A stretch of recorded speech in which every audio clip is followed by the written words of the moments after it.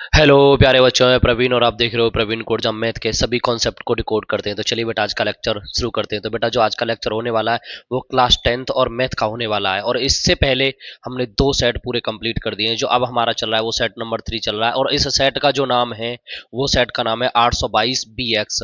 और देखो इससे पहले हमने सेट नंबर 3 के 1 नंबर के क्वेश्चन पूरे कंप्लीट कर लिए, 2 नंबर वाले पूरे क्वेश्चन कंप्लीट कर लिए और 4 नंबर वाले क्वेश्चन पूरे कंप्लीट कर लिए। और जो इससे पहली वाली जो वीडियो थी उसमें हमने एक 6 अंक का क्वेश्चन कंप्लीट कर लिया। तो आज जो हमारा क्वेश्चन रहेगा वो 6 अंक का क्वेश्चन नंबर 2 रहेगा। और जैसा कि देखो मैंने थंबनेल पे भी लगा रखा है, यहाँ पे क्या लिखा हुआ है, सेट नंबर 822 BX 6 अंक IMP, मतलब 6 अंक के जो इंपोर्टेंट क्वेश्चन है वो हैं। और यहाँ बोर्ड एग्जाम और मोस्ट रिपीटेड क्वेश्चन जो बार बार एग्जाम में पूछे जाते हैं वो क्वेश्चन में लेके आया हूँ। सेट के तो है और प्लस इनकी खास बात ये है कि ये बार बार रिपीट क्वेश्चन है। देखिए बेटा आज का हम पहला क्वेश्चन अटेंड करते हैं। क्या है पहला क्वेश्चन? तो पहले क्वेश्चन में जैसा कि हमें यहाँ दिखाया गया, एक आयताकार मैदान है। कैसा मैदान है? एक आयताकार मैदान की लंबाई उसकी चौड़ाई के 2 गुने से 9 मीटर अधिक है। कितनी अधिक है? 9 मीटर अधिक है। यदि जो मैदान है, मैदान का क्षेत्रफल 810 वर्ग मीटर हो तो मैदान की लंबाई और चौड़ाई ज्ञात करिए। तो हमें मैदान की क्या पूछा गया है? लंबाई और चौड़ाई। हमें 2 चीजें पूछी गई हैं, जैसा कि यहाँ पे लिखा हुआ है, the length of a rectangular field is 9 metres more than twice its breadth. Find, यानी if the area of the field is 810 square metres, find the length and breadth of the field. तो हमें क्या निकालना है? जो rectangular के आकार का, जो आयत के आकार का जो मैदान है उसकी लंबाई निकालनी है और चौड़ाई निकालनी है। तो सबसे पहले हम क्या करते हैं, इस सवाल में एक आयत बना लेते हैं, रेक्टेंगुलर शेप बना लेते हैं। इस प्रकार से हमने क्या बना ली? एक शेप बना ली। और शेप जो होगी वो इस प्रकार से होगी। मैं इसको नाम दे देता हूं बेटा ए, और इस वाले पार्ट को नाम दे देता हूं बी, और ये हो गया सी, और ये हो जाएगा डी। ये क्या है? लेंथ है, इसको मैंने एल मान लिया। ये क्या है? ब्रीथ है, मैंने बी मान लिया। अब जो हमें क्वेश्चन में जो जो कंडीशन दे रखे हम उसके अकॉर्डिंग क्वेश्चन को करते हैं। तो देखो यहाँ बोला गया एक आयताकार मैदान की लंबाई, लंबाई जो है उसकी चौड़ाई के। तो देखो मैं चौड़ाई की बात कर रहा है तो मैं चौड़ाई यानी बी इजकल टू, मैं यहाँ पे लेट कर लेता हूँ, let b equal to x. B equal to मैंने क्या मान लिया? एक्स। बी मतलब ब्रीथ, ब्रीथ बराबर मैंने क्या मान लिया है? एक्स। वो कह रहा है लंबाई उसकी चौड़ाई के 2 गुने। चौड़ाई कितनी थी? चौड़ाई कितनी थी हमारी? एक्स। तो वो क्या कह रहा है? लंबाई जो चौड़ाई के 2 गुने से कितनी ज्यादा है? 9 ज्यादा है। तो ये क्या आ गई? आपकी लेंथ आ गई और ब्रीथ आ गई। अब आपसे पूछा गया है तो इसका जो एरिया होता है वो क्या होता है? इसका मतलब है सवाल में आपको दिया है एल इंटू बी बराबर 810। अब एल इजकल टू कितना है आपके पास? 2x प्लस के 9, और b इजकल टू कितना है क्वेश्चन में? x इजकल टू कितना हो जाएगा? 810। अब हम इसका इसमें मल्टीप्लाई कर लेते हैं। जब मैं इसका इसमें मल्टीप्लाई करूंगा तो ये बन जाएगा 2x का स्क्वायर प्लस के कितना हो जाएगा? 9x, और इजकल टू कितना आ जाएगा बेटा? 810। अब मैं क्या करता हूं, इस वाली वैल्यू को जब मैं इधर लेके आऊंगा तो मैं इसको लिखूंगा बेटा 2x का स्क्वायर प्लस के 9x और माइनस के 810, और इजकल टू क्या हो जाएगा? 0। अब हमें क्या करना है, इसके इस प्रकार से फैक्टर कर लेने हैं कि हमें प्लस करने पे या माइनस करने पे कितना मिल जाए? 9 मिल जाए। तो हमारे पास कितने नंबर है? 2 नंबर है। एक कितना है? 810, और मल्टीप्लाई कितना हो जाएगा? 2। जब मैंने इन दोनों का मल्टीप्लाई किया तो ये जो नंबर आया वो इतना आया। अब मेरे को इसके ऐसे फैक्टर करने हैं कि मुझे ये 9 मिल जाए। अब वो फैक्टर मैं कैसे करूंगा? तो इसको करने का तरीका है, सबसे पहले मैं इसको इस प्रकार से ऐसे लिख लेता हूं और मैं इसके फैक्टर कर लेता हूं। देखो जब मैंने 2 से दिया तो इसमें डिवाइड तो इतना बचा, फिर मैंने 2 से दिया तो कितना आ गया? इतना आ गया। फिर मैं अब इसमें किससे दे सकता हूँ? 3 से। 3 1 जा 3, 3 3 जा 9 और 3 5 जा 15। फिर मैं इसमें 3 से करूंगा, 3 4 जा 12, 3 5 जा 15, और फिर मैं 3 से करूंगा तो कितना हो जाएगा? 15 हो जाएगा। फिर मैं 3 से करूंगा तो कितना हो जाएगा? ये 5 हो जाएगा, और 5 1 जा 5। अब मेरे को करना क्या? देखो 5 3 जा 15 और 15 3 जा 45, यानी कितना आ गया? ये 45 आ गया। ये कितना आ गया बेटा? 45 आ गया। यहाँ तक 3 तिया 9, 9 दूनी 18 और 18 दूनी 36। अगर मैं 45 में से 36 निकालता हूं, 45 में से 36 निकालता हूं तो मेरे को 9 मिल जाएगा। 15 में से 6 गए तो कितने बचे? 9 बचे। तो इसके जो फैक्टर बन जाएंगे, इसके जो फैक्टर बनेंगे 45 और 36 बन जाएंगे। तो मैं क्या करता हूं अब इस सवाल में, यहां पे इसके फैक्टर इस प्रकार से लिख लेता हूं, 2x का स्क्वायर प्लस के 45x माइनस के 36 और माइनस के 810, और इजकल टू क्या हो जाएगा? 0। अब देखिए दोनों सवालों में आपको यहाँ पे क्या दिखाई दे रहा है? देखो यहाँ 2x है, यहाँ 45 है, और यहाँ पे 2x स्क्वायर, यहाँ x है। तो इन दोनों में से आपको क्या चीज कॉमन दिखाई दी? यहाँ आपको सिर्फ x कॉमन दिखाई दी। जब आपने x कॉमन लिया तो इधर क्या बचेगा? 2x। और प्लस के इधर क्या बच जाएगा, ये बचेगा बेटा 45, आप 45 लिख दोगे। उसके बाद यहाँ माइनस है तो माइनस कितना कॉमन ले लेते हैं हम, 18।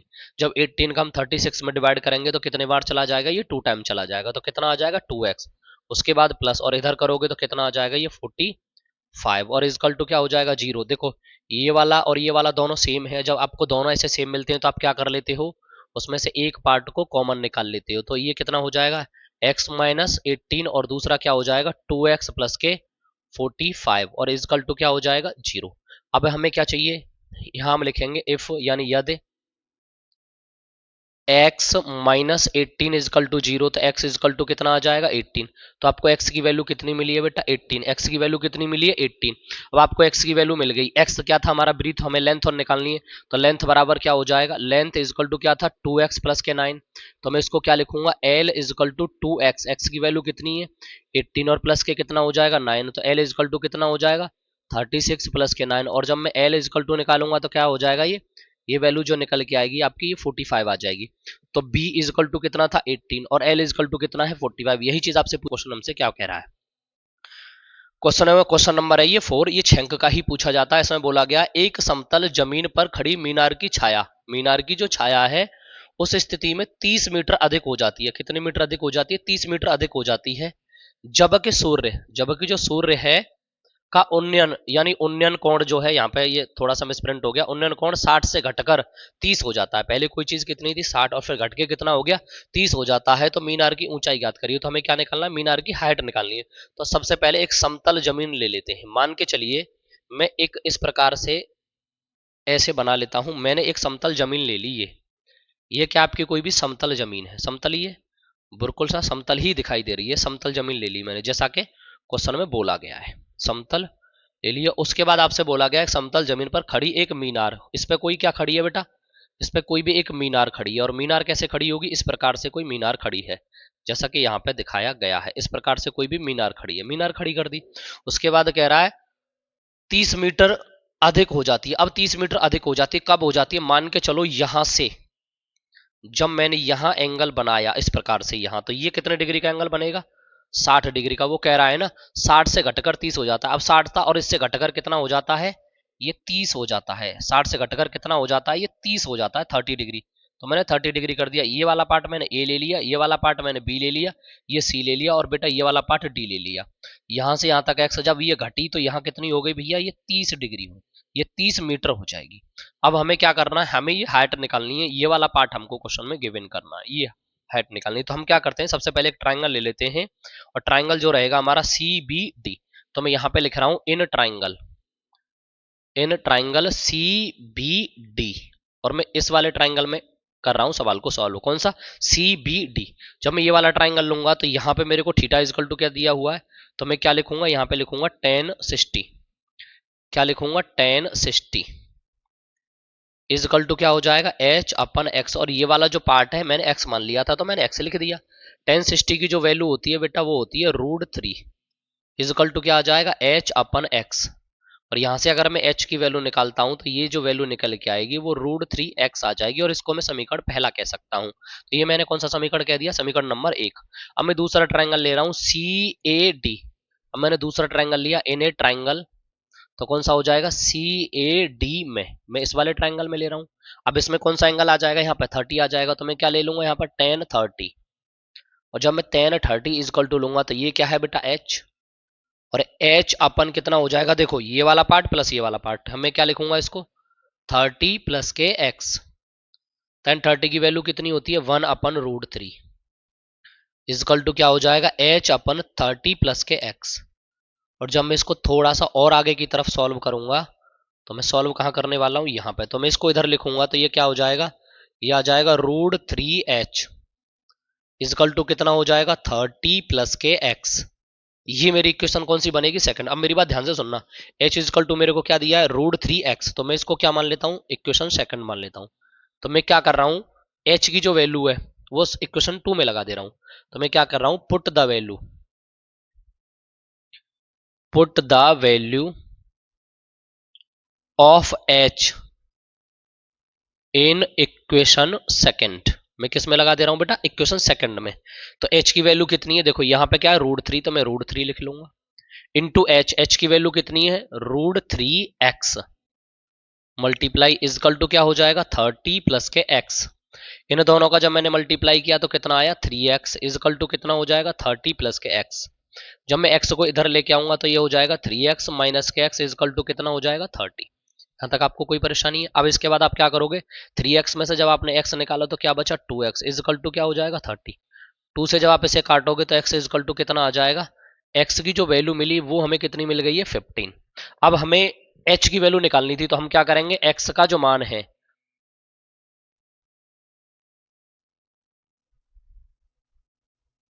Value of x in equation आप फर्स्ट में रख दीजिए। कौन सी इक्वेशन में रख रहे हो फर्स्ट में। फर्स्ट क्या है h इजकल टू √3 की वैल्यू आपको क्वेश्चन में दी हुई है 1.732 तो आप इसकी जगह पे क्या लिखोगे 1.732 और मल्टीप्लाई कितना करोगे 15। अब आप इसका इसके साथ मल्टीप्लाई करोगे तो मल्टीप्लाई में यहां करके बता देता हूं 32 मल्टीप्लाई 15 तो देखो 5 दूनी 10 5 तिया 15 और 1 16 5 सत्ते 35 और 1 36 का 6 हासिल 3 5 और 3 8 उसके बाद मल्टीप्लाई यहाँ आ जाएगा 2 यहाँ आ जाएगा 3 यहाँ आ जाएगा 7 यहाँ आ जाएगा 1 यहाँ आ जाएगा 0 यहाँ आ जाएगा 8 ये 9 15 का 5 कैरी 1 और ये 2। तो इन दोनों का जब आपने मल्टीप्लाई किया तो h इजकल टू ये जो आपका आएगा 2-3 डिजिट छोड़ के पॉइंट लग जाएगा तो ये जो आएगा 25.980 और इसे आप अप्रोक्स में h इजकल टू 26 भी लिख सकते हो APROX। आई होप आपको ये चीज यहां तक एकदम क्लियर समझ में आई होगी। अगर आपको इसमें कोई भी डाउट है तो आप कमेंट सेक्शन में बताओगे कि सर हमारी समझ में सवाल नहीं आया है तो मैं इसको एक बार और एक्सप्लेन कर दूंगा, नहीं तो आप इस वीडियो को दोबारा से देख लेना आपका डाउट खत्म हो जाएगा। चलो नेक्स्ट क्वेश्चन की ओर चलते हैं। आगे क्वेश्चन क्या है, आगे जो क्वेश्चन दिया गया इसी का पार्ट है अथवा वाला, मतलब अथवा में 2 क्वेश्चन पूछे जाते हैं। जैसे क्वेश्चन नंबर 4 है इसमें 2 पूछे जाएंगे, एक पहला और एक दूसरा। उन दोनों में से आपको कोई भी एक सेक्शन करना होता है। तो पहला वाला हमने कर दिया, अब दूसरा वाला हम कंटिन्यू करते हैं। देखो क्या बोला गया, सिद्ध कीजिए कि sine theta minus cos theta plus के 1 अपर में क्या हो जाएगा sine theta plus cos theta minus के 1 इजकल टू हमें क्या निकालना है सेक थीटा प्लस के टेन थीटा। तो ऐसे सवालों में हम सबसे पहले क्या करेंगे, हम टेकिंग कर लेते हैं, टेकिंग लेफ्ट हैंड साइड। हमने कौन सी साइड ले ली है बेटा, हमने लेफ्ट हैंड साइड ले ली और लेफ्ट हैंड साइड में जो हमारा सवाल हमें क्वेश्चन में दिया हुआ है वो हमें पूरा यहाँ पे कॉपी कर देना है। जैसा कि सवाल क्या था साइन थीटा उसके बाद माइनस के कॉस थीटा प्लस के 1 और अपन में क्या हो जाएगा, अपन में लिखा हुआ है साइन थीटा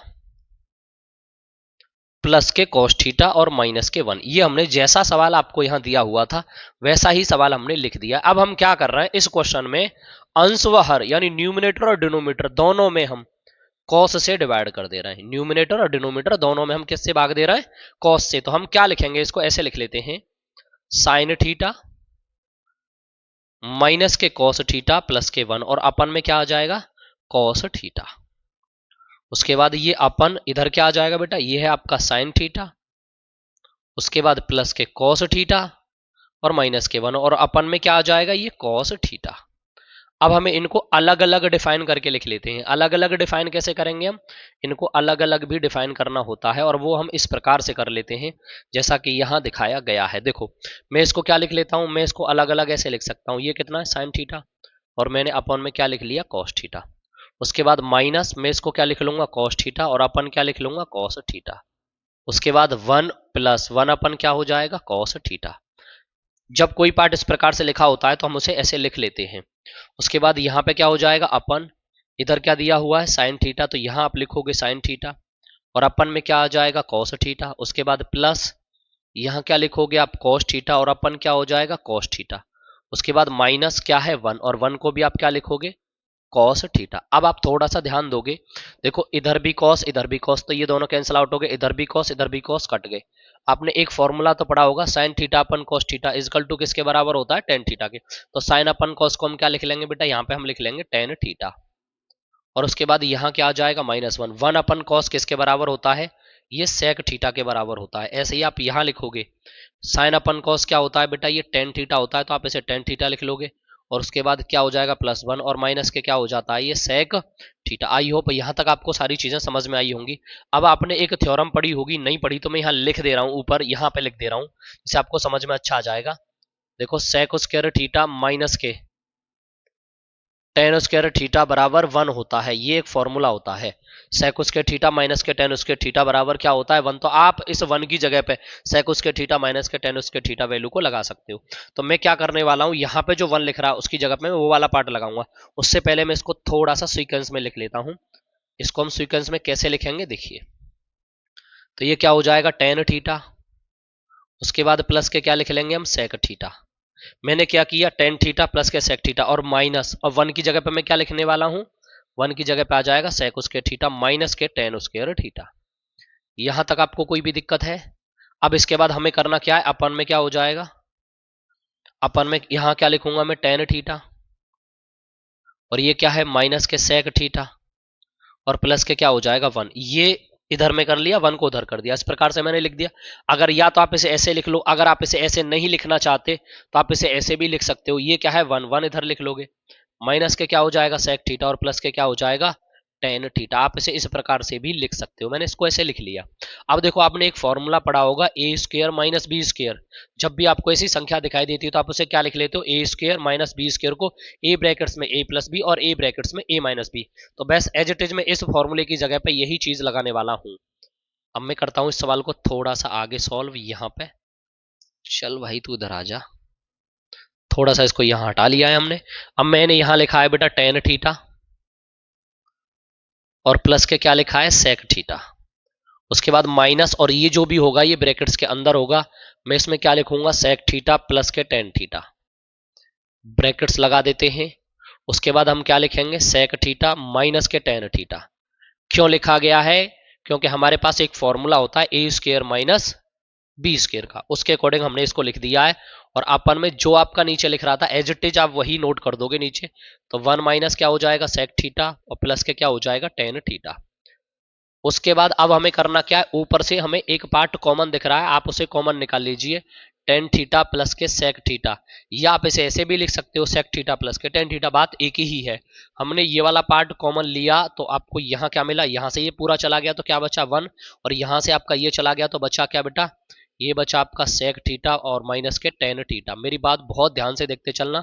उसके बाद ये ब्रैकेट्स लगा देंगे और यहाँ पे ये बंद, और इधर जो बचेगा वो क्या बचेगा 1 माइनस सेक थीटा प्लस के टेन थीटा। अभी हम करने क्या वाले हैं, ये क्या है टेन थीटा, टेन थीटा लिख लिया, प्लस के क्या है सेक थीटा, तो सेक थीटा लिख लिया। अभी मैं क्या करने वाला हूं, ये 1 इसका मल्टीप्लाई करूंगा तो माइनस में क्या हो जाएगा सेक थीटा, माइनस और माइनस ये क्या हो जाएगा प्लस के, और क्या हो जाएगा मेरे भाई ये टेन थीटा। और अपन में आपको क्या दिखाई दे रहा है 1 माइनस सेक थीटा और प्लस के टेन थीटा। अगर आप ऊपर और नीचे कुछ चेक कर रहे होंगे तो आपको ऊपर और नीचे एक चीज सेम दिखाई दे रही होगी, ये वाला ब्रैकेट्स, और ये आपने काट दिया तो आपके पास बचा क्या मेरे भाई, ये बचा टेन थीटा प्लस के सेक थीटा। और हमें जो एग्जैक्ट में निकालना था वो सेक थीटा प्लस के टेन थीटा निकालना था। बात एक ही है, tan theta plus sec theta लिख दीजिए या sec theta plus tan theta लिख दीजिए, और यही हमें निकालना था। तो हमारे सवाल का आंसर आ जाता है HNC हैंस प्रूव्ड। क्योंकि हमें क्या चाहिए था left hand side is equal to right hand side, और हमारी left hand side is equal to right hand side आ चुकी है। आपको उम्मीद है कि सारा सवाल एकदम अच्छे तरीके से समझ में आया होगा। अगर सवाल में आपको कोई भी डाउट नजर आता है तो आप इस वीडियो को एक बार दोबारा से देख सकते हो। ठीक है, चलिए हम चलते हैं नेक्स्ट क्वेश्चन की ओर। अगला जो क्वेश्चन है वो क्या कह रहा है, वो कह रहा है भुजा 14 सेमी वाले एक घनाकार ब्लॉक के ऊपर, देखो भुजा कितनी है 14 सेंटीमीटर यानी 14 सेंटीमीटर वाले एक घनाकार ब्लॉक के ऊपर एक अर्धगोला रखा हुआ है। इसके ऊपर क्या रखा हुआ है, एक अर्धगोला रखा हुआ है, अर्धगोला रखा हुआ है। अर्धगोले का अधिकतम व्यास क्या हो सकता है, इसका जो अधिकतम व्यास है वो क्या हो सकता है। इस ठोस का पृष्ठीय क्षेत्रफल ज्ञात करिए। हमें ठोस का क्या निकालना है, पृष्ठीय क्षेत्रफल निकालना है, यानी surface area of the solid. Solid का हमें क्या निकालना है, सरफेस एरिया निकालना है। और इस सवाल को करने के लिए हमें क्या करना होगा, हमें एक घन की नीड है, हमें एक घन बनाना होगा। और हम एक घन बनाते हैं अच्छे तरीके से, और जब हम एक घन बनाएंगे तो उसके बाद हम क्या करेंगे, देखते हैं भाई क्या करते हैं। देखो मैंने एक घन बनाया है इस प्रकार से, आप अगर ध्यान से देखोगे तो आपको ये प्रॉपर घन जैसा ही लग रहा होगा। ये घन बन गया है बेटा। अब आपसे बोला गया इस घन के ऊपर, इस घन के ऊपर वो कह रहा है ना घनाकार यानी क्यूब के ऊपर हमें क्या रख दिया गया है, एक हेमिस्फीयर रख दिया गया है, और हेमिस्फीयर आपको इस प्रकार से रख के दिखा दिया गया है। थोड़ी सी आर्ट में दिक्कत है भैया, ज्यादा उसको मत लेना लाइटली, कोई दिक्कत रही यहाँ तक। ये हमारा हेमिस्फीयर हो गया, इसके ऊपर आप कहोगे जी थोड़ा सा सही नहीं बना है। भाई देखो इस पर ज्यादा ध्यान मत देना, थोड़ी सी आर्ट हमारी कमजोर है। ये इस प्रकार से हम इसको ऐसे भी कह सकते हैं, ये ऐसे करके रख दिया है हमने, ऐसे करके मान लीजिए, या कुछ और तरीके से मान लीजिए, बस आप इसको ज्यादा वो मत देखिए आप। ठीक है जी, हम इसको थोड़ा सा और बड़ा बनाने का प्रयास करते हैं, यहां तक ऐसे करके बना देते हैं। लो जी अब सही है, ये बन गया इस प्रकार से, इसके ऊपर रखा हुआ है। तो अब आपको इसका वो निकालना है। देखो आपसे बोला गया है भुजा कितनी है इसकी, 14 सेमी भुजा वाले एक घनाकार ब्लॉक के ऊपर एक अर्धगोला रखा हुआ है। तो देखो कहने का मतलब है घन की जो साइड है, क्यूब, और जो ये जो हेमिस्फीयर है इसकी डायोमीटर के बराबर है। तो ये दोनों कितना दे रखा है, 14 सेंटीमीटर दिया हुआ है। अगर आपसे यहां से d बराबर हमें कितना दिया है, 14 सेंटीमीटर। अगर हम r की बात करते हैं तो 14 अपन कितना हो जाता है, 2। तो r इजकल टू जो वैल्यू निकल के आएगी वो आ जाएगी कितने सेंटीमीटर, 7 सेंटीमीटर। ये तो आपकी r की वैल्यू आ गई, ये साइड है। अब हमें निकालना है इसका, क्या निकालना है भैया, सरफेस एरिया। हम यहाँ लिखेंगे SURFACE, surface area of the solid, SOLID,